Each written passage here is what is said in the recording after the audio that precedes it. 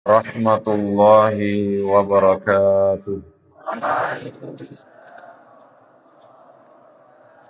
Bismillahirrahmanirrahim. Alhamdulillahi rabbil alamin. Wassalatu wassalamu ala asyrafil anbiya'i wal mursalin. Sayyidina wa maulana Muhammad wa ala alihi wa ashabihi ajma'in. Allahumma akhrijna min zulumatil wahmi wa akrimna binuril fahmi waftah alaina bima'rifatil ilmi wasahhil akhlaqana bil hilmi waj'alna mimman yastami'una al-qawla fayattabi'una ahsana. Allahumma barik lana fi majlisina hadha waj'alhu muhatan bil khairati wal anwari wal barakat wa waffiqna li salihil a'mali wal akhlaq birahmatika ya arhamar rahimin.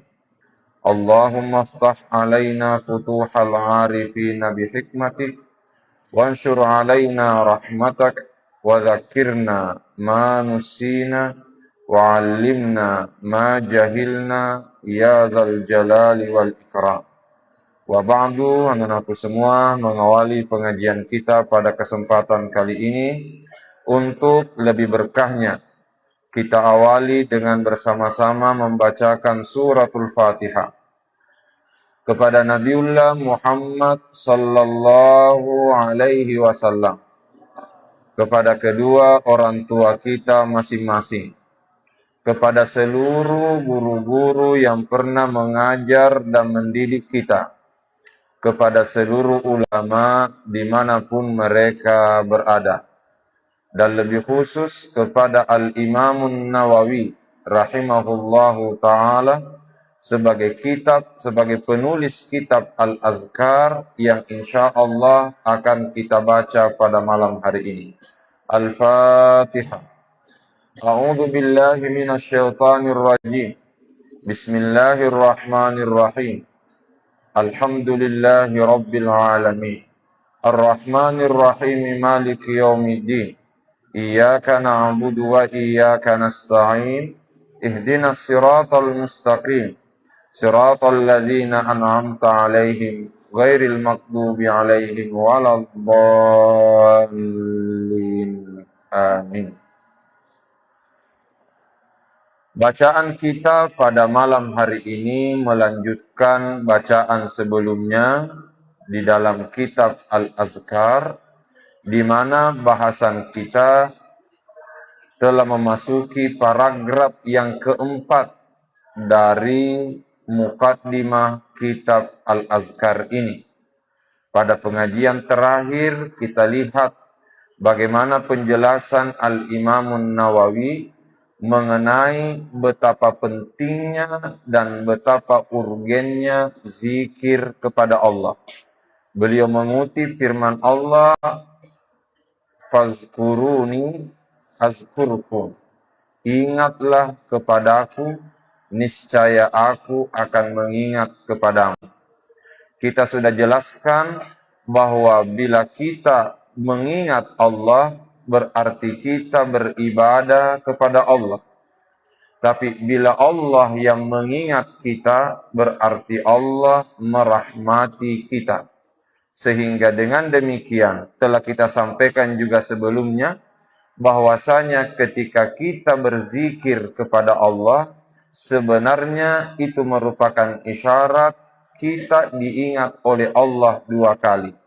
Diingat sebelum kita berzikir dan diingat kembali setelah kita berzikir.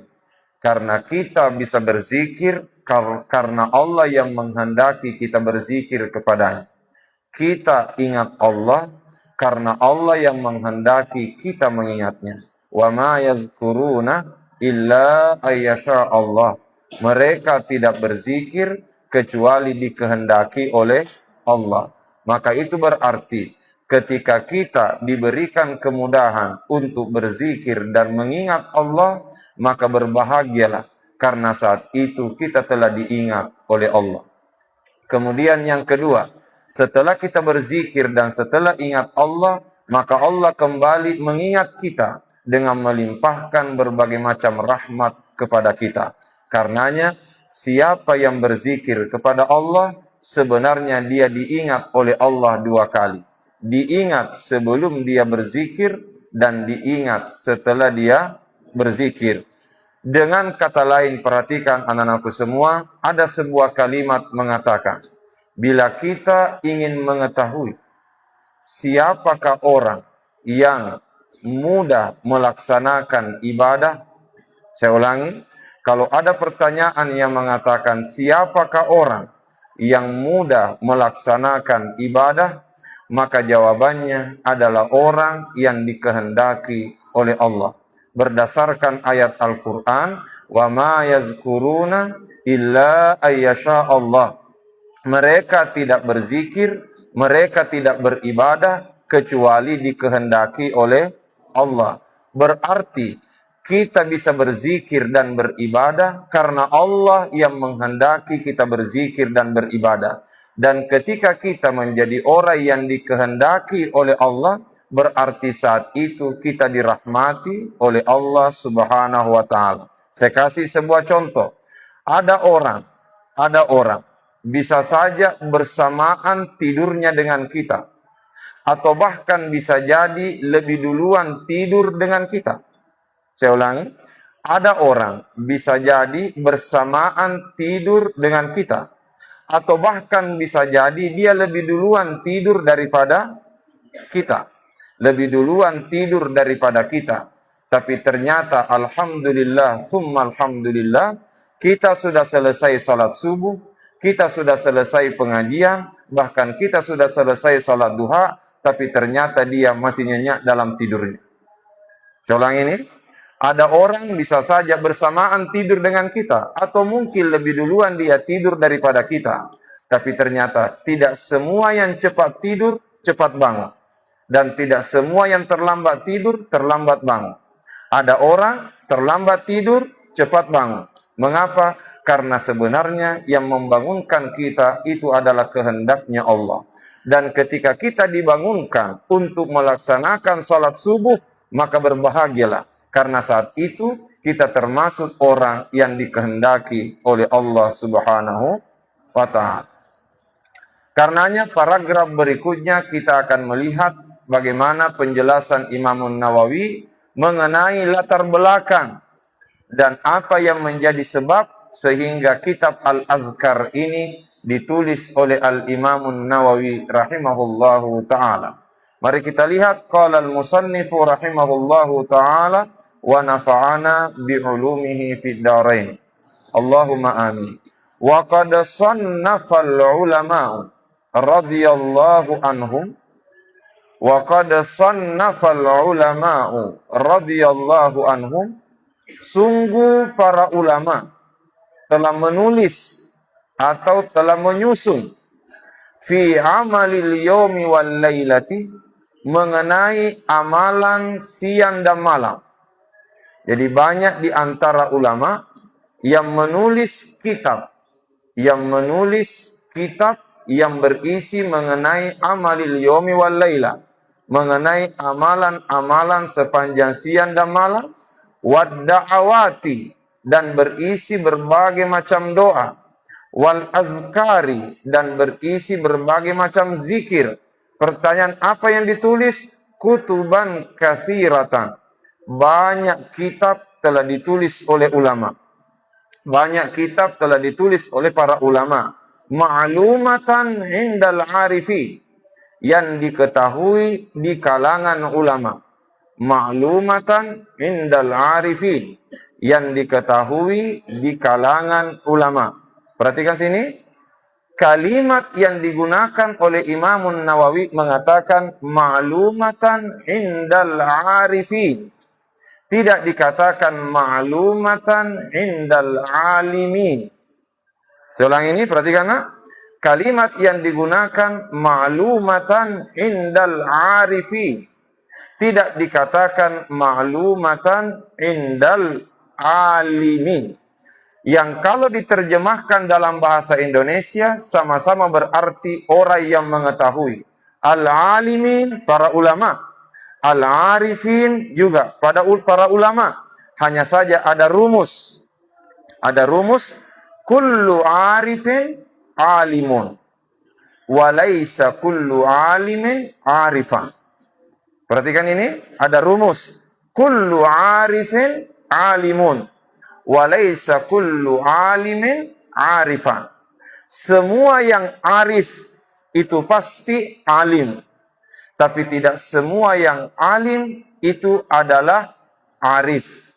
Sekarang pertanyaan, apa perbedaan antara al-alim dengan wal-arif?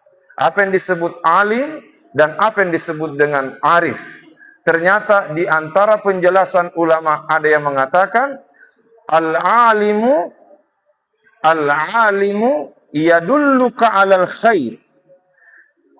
Seorang alim itu menunjukkanmu kebenaran. Sementara al-arifu yusahibuka ilal khair. Sementara al-arif itu membersamaimu menuju kebenaran. Selang ini, al-alim yadulluka alal khair. Orang alim itu menunjukkanmu pada kebenaran, menjelaskan bahwa ini benar. Sementara al-arifu yusahibuka ilal khair. Sementara al-arif itu membersamaimu menuju kebenaran. Bisa dibedakan? Menunjukkan kebenaran belum tentu membersamai kita pada kebenaran. Tetapi membersamai kita pada kebenaran sudah pasti menunjukkan kita pada kebenaran. Menunjukkan pada kebenaran belum tentu kita sampai pada kebenaran. Tapi membersamai kita kepada kebenaran itu sudah pasti kita sampai pada kebenaran. Karenanya di kalangan ulama seorang guru tidak dikenal dengan istilah alim. Di kalangan ulama seorang guru tidak dikenal sebagai seorang alim. Tetapi seorang guru dikenal dengan istilah arif. Kenapa? Karena guru dalam dunia tasawuf bukan sekedar menunjukkan kita pada kebenaran. Tapi seorang guru itulah yang membersamai kita sampai pada kebenaran. Jelas sampai sini? Oke. Kenapa kita perlu guru yang membersamai kita pada kebenaran? Karena betapa banyak orang ingin sampai ke Makassar, tapi ternyata dia belok masuk ke Bone. Betapa banyak orang ingin menuju ke Makassar, tapi ternyata dia belok masuk ke Bone. Karena dia hanya bertanya di Parepare, kemana kita kalau mau ke Makassar. Ditunjukkanlah ke Makassar, ke sana. Maka dengan PD-nya dia naik di mobil penuh, di mobil umum. Lalu ternyata dengan tujuan ke Makassar karena arah ke sana sesuai dengan petunjuk orang yang dia tanya. Kalau mau ke Makassar, ke sana. Akhirnya dengan PD-nya dia jalan sendiri ke sana. Ternyata mobil yang dia tumpangi bukan mobil arah ke Makassar, tapi arah ke sana baru belok masuk ke Camba sampai ke Bone. Paham di sini? Karenanya seorang murid dipastikan dia akan selamat dalam perjalanan kalau dia berangkat bersama dengan guru. Dari situlah dibutuhkan al-arif. Paham di sini? Nah, sementara yang kedua, ada lagi yang membedakan yang disebut dengan al-alim dan yang disebut dengan al-arif. Yang disebut dengan al-alim, kita mengetahui kebenaran melalui perkataannya. Sementara al-arif, kita mengetahui kebenaran melalui perbuatannya. Jelas di sini? Al-alim, kita mengetahui kebenaran melalui perkataannya. Sementara al-arif, kita mengetahui kebenaran melalui perbuatannya. Jelas ya? Oleh karenanya, sengaja Imam Nawawi menggunakan kalimat ma'lumatan indal arifin, bukan ma'lumatan indal alimin, karena itu merupakan isyarat bahwasanya yang dibutuhkan bukan sekedar menjelaskan kebenaran, bukan sekedar menjelaskan kebaikan, tapi yang dibutuhkan adalah membersamai kita dalam kebenaran dan kebaikan.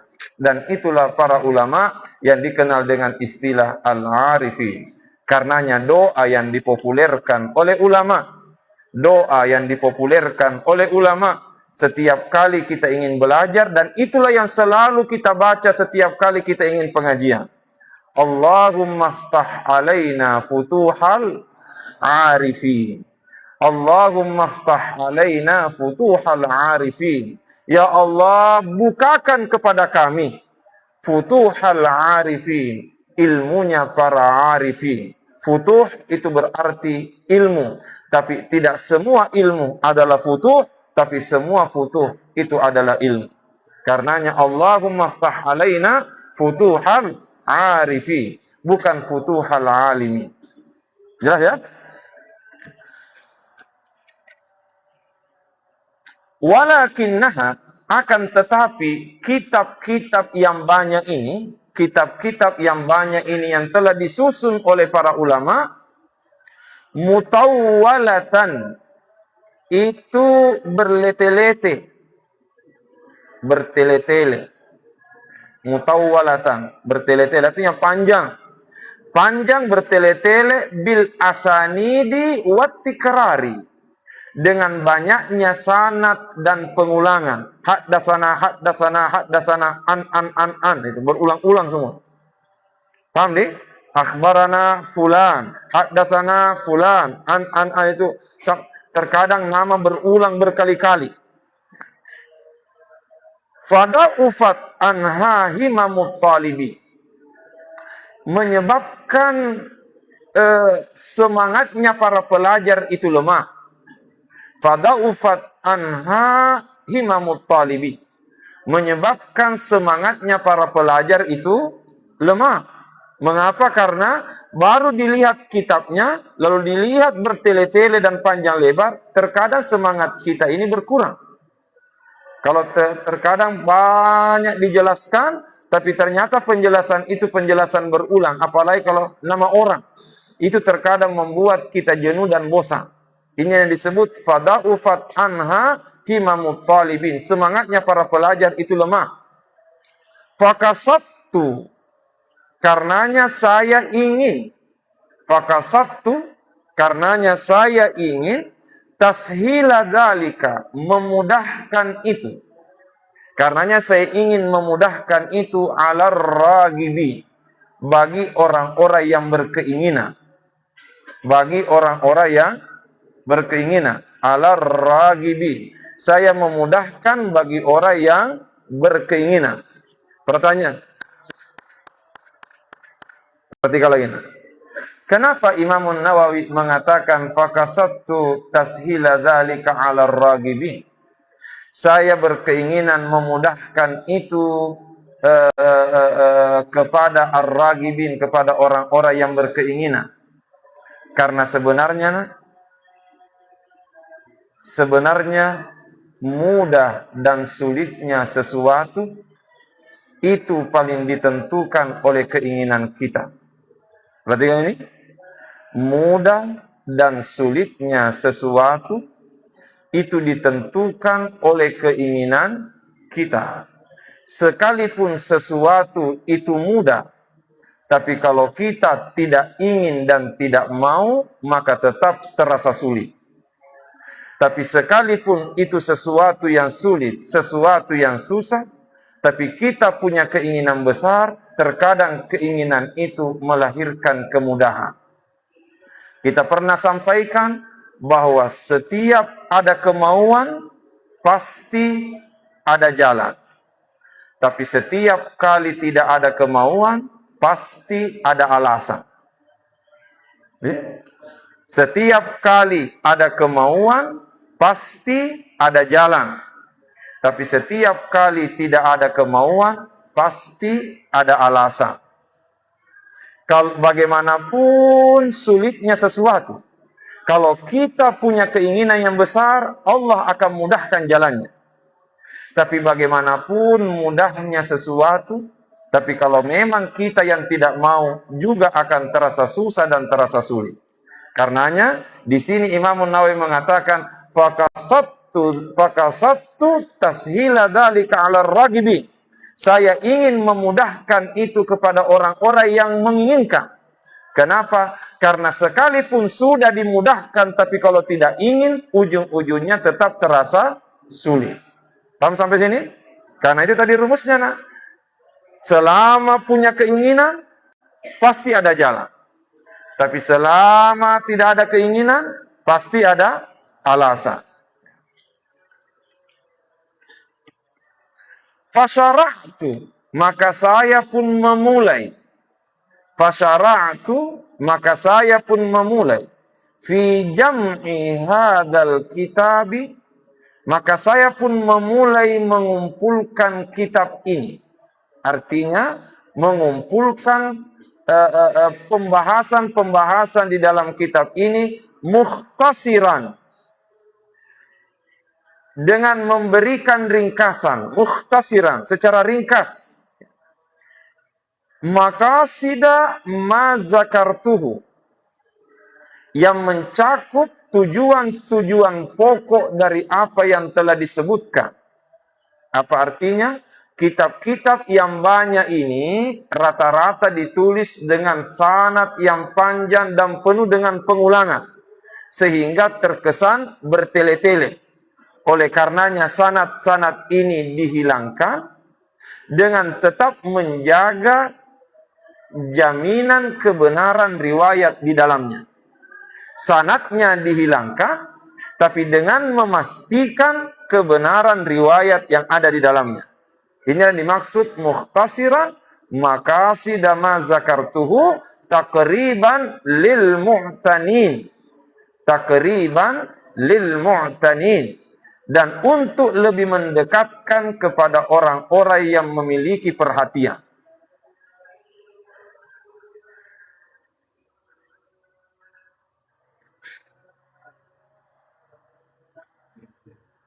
Taqriban lil mu'tanin, untuk memberikan kemudahan bagi orang-orang yang memiliki perhatian. Wa ahzifu al-asanida, maka saya pun memahzufkan. Apa yang disebut dengan memahzuf?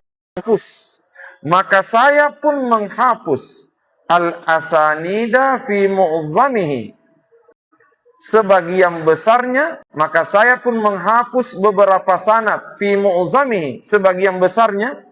Saya menghapus sanad-sanadnya. Lima zakartuhu, berdasarkan alasan yang telah saya sebutkan. Artinya apa? Untuk memudahkan.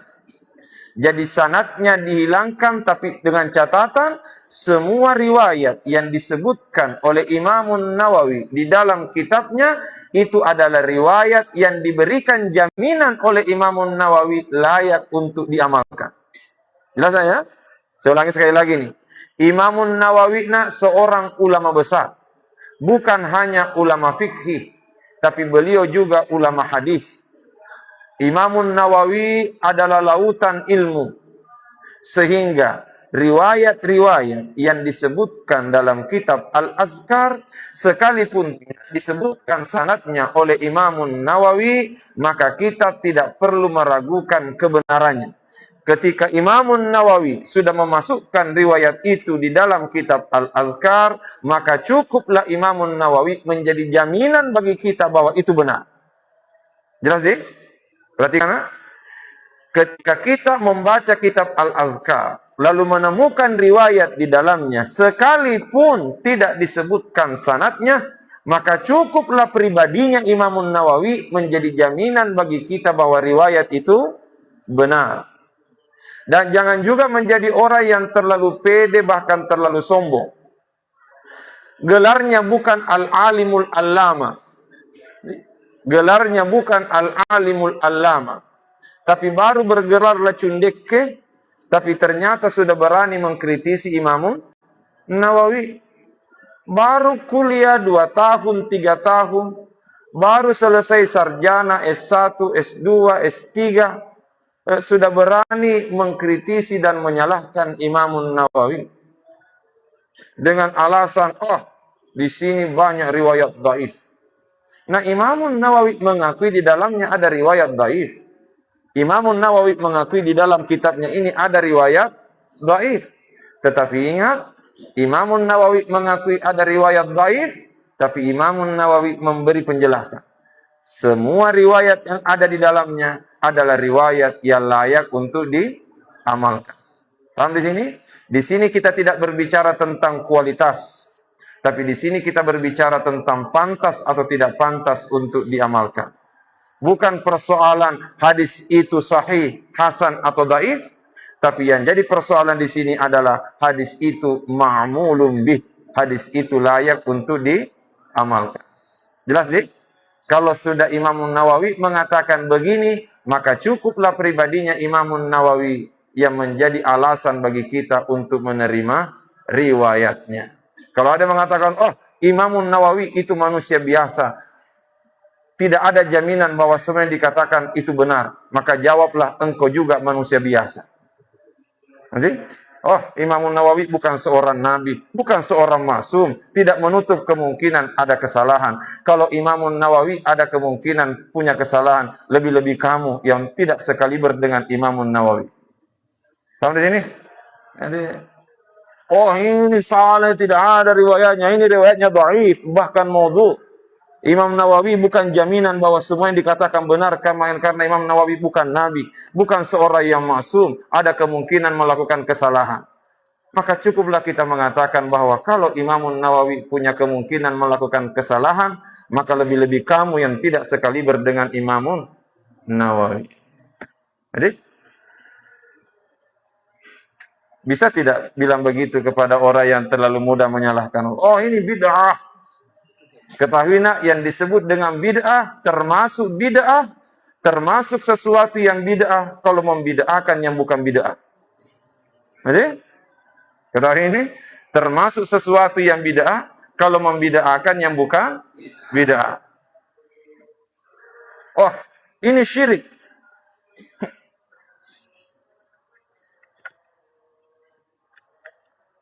Jamaah haji pulang dari tanah suci. Setelah selesai wukuf, selesai tahalul, selesai seluruh rangkaian ibadah haji. Ada tradisinya nak orang Bugis Makassar, kalau selesai menunaikan ibadah haji, selesai wukuf, selesai tahal, pokoknya selesai seluruh rangkaian ibadah haji, dipasangkan songkok haji di kepalanya, yang diistilahkan dengan istilah Bugis mapatopo. Kalau laki-laki dipasangkan songkok haji, kalau perempuan dipasangkan kudung haji. Oh, ada yang mengatakan, oh bid'ah. Tidak, Nabi tidak pernah melakukan itu. Sahabat tidak pernah melakukan itu. Tidak ada dalil yang mengatakan bahwa selesai berhaji pasangkan songkok haji. Jawabannya, siapa memang ini mengatakan ibadah rangkaian daripada ibadah haji? Ini hanya bagian daripada tradisi orang Bugis Makassar.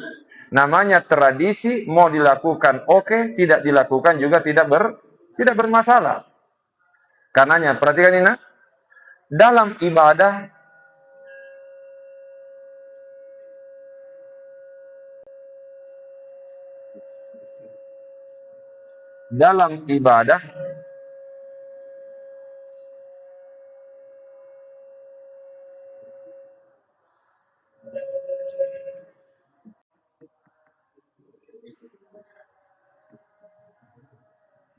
tes.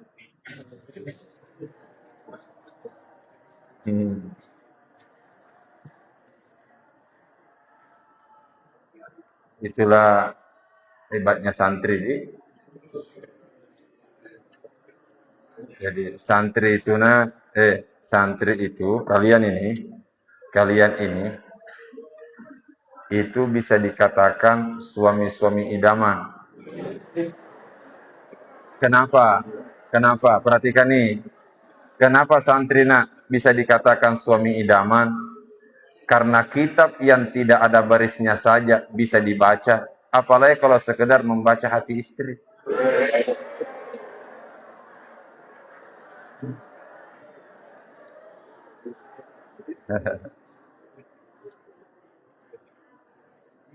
memperbaiki speaker yang rusak saja bisa, apalagi kalau hanya sekedar memperbaiki perasaan istri. Jadi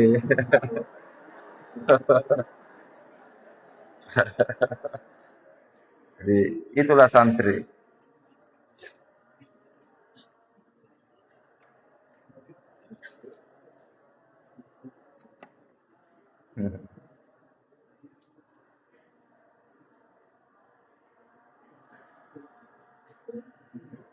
Berkaitan dengan ibadah, perhatikan ini, al-aslu fil ibadati at-tahrimu hatta yadulla dalilu ala khilafihi. Pada dasarnya ibadah itu tidak boleh kecuali ada dalil yang mengatakan boleh atau tidak, wajib atau tidak, sunnah atau tidak. Dengan kata lain, dalam beribadah mesti ada dalil. Paham ya?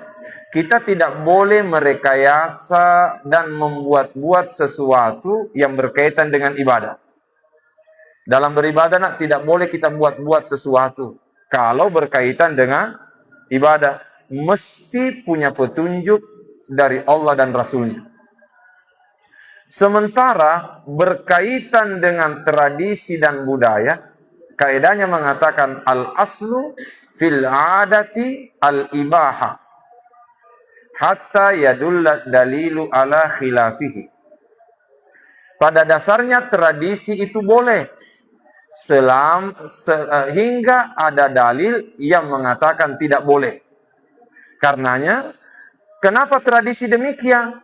Karena tradisi ini mengikuti situasi dan kondisi masyarakat setempat. Antara orang Arab Timur Tengah, orang Islam Timur Tengah dengan orang Islam Nusantara, itu tradisi dan budayanya berbeda. Tapi ingat, tradisi boleh dilakukan selama tidak bertentangan dengan agama. Paham ya? Al-adatu muhakkama malam takhtalifis syariah. Karenanya, sering saya sampaikan begini, bagi kita yang tidak terbiasa dengan sebuah tradisi, jangan menjadikan kita cepat menyalahkan tradisinya orang lain. Bagi kita yang tidak terbiasa melakukan sebuah tradisi, jangan menjadikan kita terlalu cepat menyalahkan tradisinya orang lain. Selama tradisi itu tidak bertentangan dengan agama. Kenapa? Karena kaedahnya al-adatu muhakkamah malam takhtalifis syariah. Tradisi dan budaya bisa menjadi pegangan selama tidak bertentangan dengan syariat. Ingat rumusnya, agama menghargai tradisi, tapi tradisi wajib tunduk pada ketentuan agama. Saya ulangi ini, agama menghargai tradisi. Selama tidak bertentangan dengan agama, silahkan dilakukan. Tapi ingat, tradisi wajib tunduk pada ketentuan agama. Ketika agama bertemu dengan tradisi dan tidak bertentangan, silahkan lakukan tradisi. Tapi ketika tradisi dan budaya bertentangan dan bertolak belakang dengan agama, maka agama yang perlu menjadi pegangan. Jelas sampai sini? Tidak boleh tradisi merusak agama, tapi sebaliknya agamalah yang perlu memperbaiki tradisi. Jelas sampai sini? Saya kasih kita tontonan. Waktu Ustadz Amiruddin, Ustadz Amir, guru Idadiyah, waktu Ustadz Amiruddin menikah. Ustadz Amir itu ponakan saya, anaknya sepupu satu kali saya. Jadi Ustadz Amir itu punya hubungan keluarga dengan saya, ponakan. Diantar dari Baru, rumahnya di Baru, menuju Pangkep. Karena kebetulan calon istrinya itu dari Pangkep. Diantarlah ke Pangkep. Yang sekarang menjadi istrinya. Singkat cerita, tiba di Pangkep, kebetulan rumah rumah mempelai perempuan ini rumah kayu, rumah panggung. Naiklah kita di atas rumah. Duduklah Ustadz Amir sampai setengah jam, bahkan mungkin hampir 1 jam. Tidak dinikahkan. Maka gelisahlah semua pengantar, termasuk saya. Lalu saya mengatakan, apa lagi yang ditunggu? Siapa lagi yang ditunggu? Kenapa belum dinikahkan? Ini semua sudah ada. Pak KUA sudah ada, Pak Imam sudah ada, saksi-saksi sudah ada, mahar sudah ada, uang belanja semua sudah lengkap. Apalagi yang ditunggu? Ternyata ada keluarganya perempuan ini menjawab, peku cara elo ipakawi botingi na mendre boting ngorwane dena coek bepa dodorokna. Bagaimana caranya mau dinikahkan laki-laki sementara laki-lakinya naik di rumah, bepa dodoroknya tidak ikut. Bepa dodorok bahasa Bugis, bahasa Indonesianya dodol. Jadi bahasa Bugisnya bepa dodorok. Ternyata gara-gara bepa dodorok tidak dinikahkan. Ditelusuri. Ternyata pengantar laki-laki dari Baru ke Pangkep itu membawa bepa dodorok. Tapi begitu turun dari rumah, nalagai tahu, orang berebutan. Akhirnya habis dibawa rumah, tidak ada yang naik ke atas. Maka proteslah orang di rumah. Nah, waktu itu saya berusaha memberikan penjelasan agar bisa dinikahkan cepat. Pak Malupuk Tony. Walhasil saya mengatakan begini. Sebenarnya tidak salah kalau orang mau menikah ada bepa dodoroknya. Tidak salah. Tapi jangan gara-gara tidak ada bepa dodorok baru tidak dinikahkan. Kenapa? Karena bepa dodorok itu tidak termasuk bagian dari agama, tapi itu termasuk tradisi dan budaya. Oleh karenanya perlu diketahui kenapa orang tua kita dulu kalau membawa pengantin laki-laki untuk dinikahkan ada juga bepa dodoroknya. Ternyata itu adalah ceramah dan nasihat kepada calon pengantin. Seolah-olah si laki-laki ini ingin dikatakan, nah, nanti kalau sudah ki menikah, makan ko bepa dodorok, barak kuaga magala kok dorok-dorok lo masih ji emak berejama. Agar kamu bisa semangat ke masjid berjamaah. Sampai sini?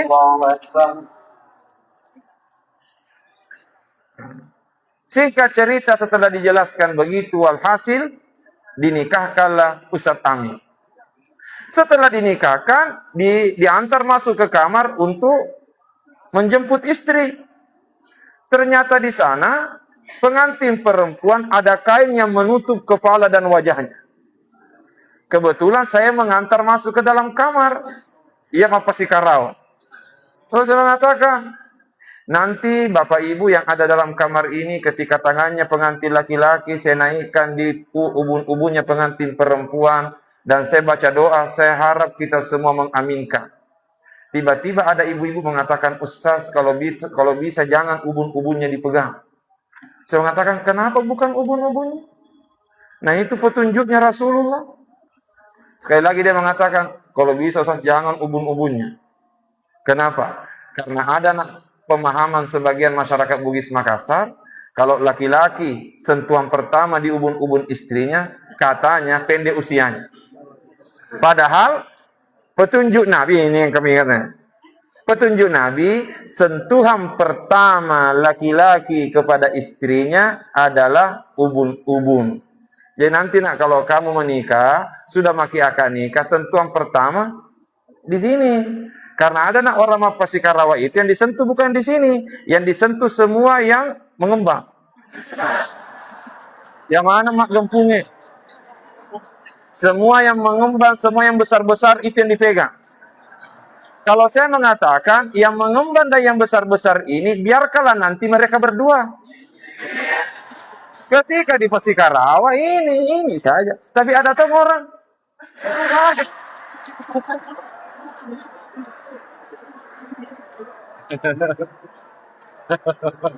La ilaha illallah.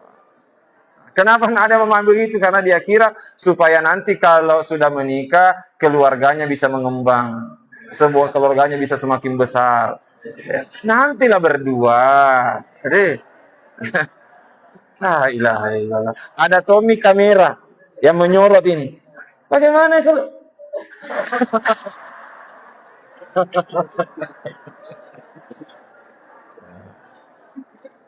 ingat nih, tradisi boleh dilakukan selama tidak bertentangan dengan, tapi kapan bertentangan dengan agama, maka agama yang perlu menjadi pegangan. Saya kira demikian. Wallahu a'lam.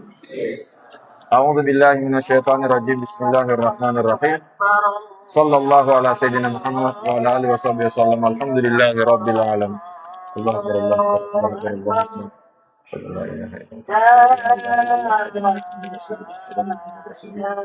حول ولا قوة إلا بالله لا حول ولا قوة إلا بالله الله أكبر لا إله إلا الله لا إله إلا الله محمد رسول الله صلى الله عليه وسلم رب هذه دعوة المتوسلة القائمة آت سيدنا محمد الوسيلة والفضيلة والشرف والرضا والرأس المقام لا إنك لا تخلف الميعاد اللهم صل أفضل صلاة على مخلوقاتك سيدنا محمد وعلى آله وصحبه وسلم عدد معلوماتك